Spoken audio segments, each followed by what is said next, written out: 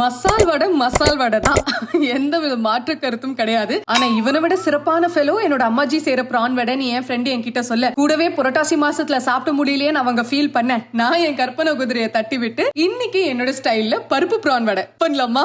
First ஒரு பவுல்ல கடலை பருப்பு, தண்ணி 2 hours அப்படியே வெயிட்டீஸ்ல வச்சிடலாம். இப்போ ஒரு மிக்ஸி ஜார்ல வெயிட்டீஸ்ல வச்சிருந்த கடலை பருப்பு ஃபுல்லா ட்ரெயின் பண்ணி ஆட் பண்ணிக்கலாம். 2 tablespoons மட்டும் வெயிட்டீஸ்ல வச்சுட்டு ஒரு கோர்ஸ் பேஸ்டா இவனை டிர் பண்ணிக்கலாம். இப்போ ஒரு மிக்ஸி ஜார்ல நம்ம டிர் பண்ணி வச்சிருந்த கடலை பருப்பு, வெயிட்டீஸ்ல வச்சிருந்த முழு கடலை பருப்பு, சின்ன வெங்காயம், பூண்டு, இஞ்சி, பச்சை மிளகா, கருவேப்பிலை, உப்பு, அரிசி மாவு, கேபேஜ், சோம்பு, மிளகா பொடி, மிளகு பொடி இவங்க எல்லாரும் குவிக்கா மிக்ஸ் பண்ணிட்டு 2 ஸ்பூன் சூடு எண்ணெயை ஆட் பண்ணி மறுபடியும் ஒரு குவிக் மிக்ஸ் கொடுத்துக்கலாம். இதுக்கப்புறம் யூஷுவலா எப்படி வடை பொரிப்போமோ அதே தான், 2 பக்கமும் கோல்டன் ப்ரௌன் ஆயிட்டான்னா தலைவம் ரெடி. கேபேஜுக்கு பதிலா வாழைப்பூ இன்னும் டக்கரா இருப்பான். இந்த ரெசிபியை கண்டிப்பா சேவ் பண்ணி ட்ரை பண்ணுங்க. அப்படிலாம் யார் சமைப்பாங்களோ அவங்களுக்கு அனுப்பி செஞ்சுதா அப்படின்னு சொல்லுங்க.